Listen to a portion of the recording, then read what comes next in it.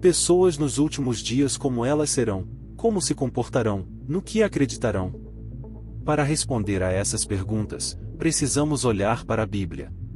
Sempre que a maldade de Deus está prestes a julgar um lugar, ele sempre faz provisões para garantir que seus filhos estejam seguros, longe de sua ira. Por exemplo, em Gênesis, quando o mundo estava cheio de grande maldade, Deus separou Noé e sua família do restante da sociedade antes de enviar seu julgamento em forma de um dilúvio mundial. Olhe para Sodoma e Gomorra, um lugar cheio de maldade. Deus separou Ló e sua família antes de enviar seu julgamento na forma de fogo e enxofre do céu. Quando os filhos de Israel estavam no Mar Vermelho, Deus separou as águas para que pudessem atravessar em segurança, e assim que estavam seguros, as águas não estavam mais divididas, e Faraó e seu exército se afogaram. Muitas vezes, Deus separa seu povo daqueles que praticam a maldade. Hoje, quero mostrar 6 tipos de pessoas que você começará a ver, ou talvez devesse dizer, que já está vendo nos últimos dias. Destaco essas pessoas porque chegará um momento em que a profecia bíblica se cumprirá, e Deus separará seus filhos daqueles que praticam a maldade. Essas 6 categorias são os enganadores, os adoradores de ídolos, os insensíveis e sem amor, os orgulhosos, os imorais e aqueles com uma forma de piedade. Vamos falar sobre os enganadores.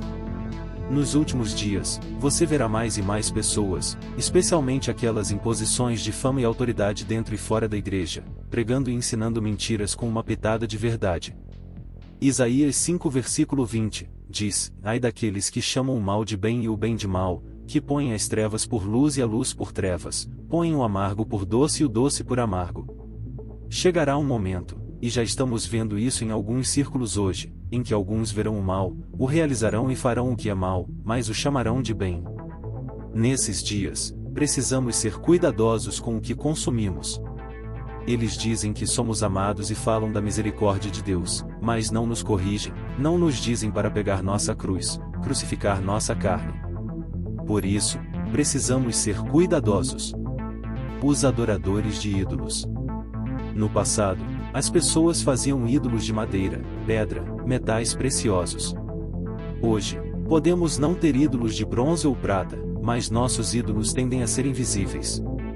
Podemos facilmente fazer ídolos das coisas que valorizamos muito, carreiras, parceiros, crenças políticas, pecados secretos. Todas essas coisas podem se tornar ídolos quando competem com Deus por prioridade em nossas vidas. Muitas pessoas negligenciarão Deus nos últimos dias por causa da idolatria, ídolos silenciosos e invisíveis, ídolos que vivem nas partes mais profundas do coração. Devemos estar atentos, pois Deus é um Deus zeloso. A terceira categoria é a dos insensíveis e sem amor. A Bíblia em 2 Timóteo 3 versículos 2 e 3 diz que, nos últimos dias, as pessoas serão amantes de si mesmas, amantes do dinheiro, arrogantes, orgulhosas, blasfemadoras, desobedientes aos pais, ingratas, ímpias, sem amor, implacáveis, caluniadoras, incontroláveis, cruéis, inimigas do bem. Muitas pessoas se amarão, olharão apenas para si mesmas, porque são amantes do dinheiro. E há uma palavra que descreve como as pessoas serão sem amor. Elas terão corações frios. 1 João 4 versículo 20 diz: Se alguém diz, eu amo a Deus, e odeia seu irmão, é mentiroso.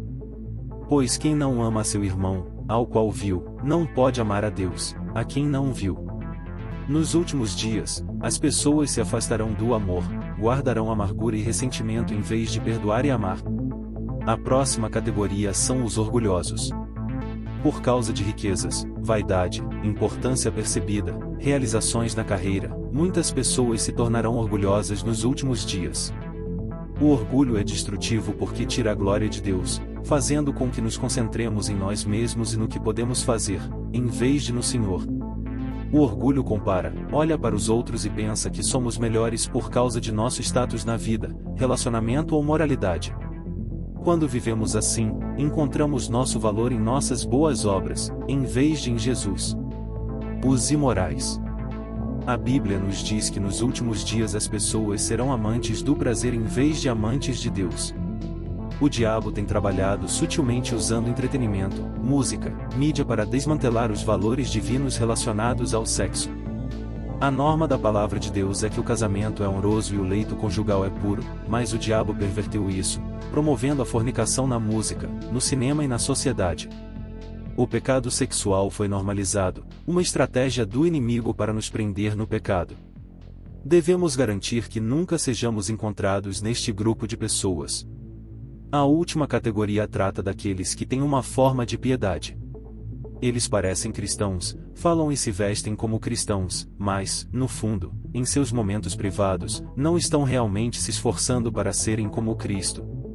Há muita enganação hoje, entretenimento que parece bom, mas tem uma agenda maligna, música que soa bem, mas tem uma agenda maligna por trás. Algumas igrejas e pastores têm uma forma de piedade, mas há um mal sutil. Como filhos de Deus, devemos estar prontos sempre. Nossa relação com o Senhor deve ser boa, vivendo sob a influência do Espírito Santo, orando sem cessar, meditando na palavra de Deus. Outra maneira de permanecer em constante prontidão é seguir os ensinamentos de Jesus. Ele disse em Mateus 7 versículo 21, nem todo aquele que me diz, Senhor, Senhor, entrará no reino dos céus, mas aquele que faz a vontade de meu Pai, que está nos céus.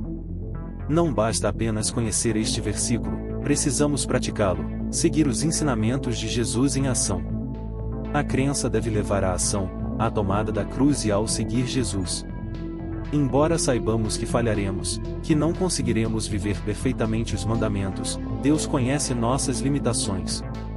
Há graça quando pecamos com pesar piedoso. Devemos comprometer-nos a seguir o caminho da retidão, confiando na graça de Deus para cobrir nossas deficiências. Apesar de vivermos neste mundo, não devemos lutar como o mundo. Nossas armas não são carnais, mas poderosas em Deus. A palavra de Deus é uma dessas armas. Confie em Deus, em sua palavra e em suas promessas, e você terá a vitória. Fique atento, ore pela sensibilidade do Espírito Santo para guiá-lo na verdade, para não ser enganado. Esteja unido com o Espírito da verdade, cheio do Espírito Santo, testando os espíritos e vivendo pela verdade, que é Jesus Cristo. Apesar dos desafios, confie em Deus, em sua palavra, e você terá a vitória.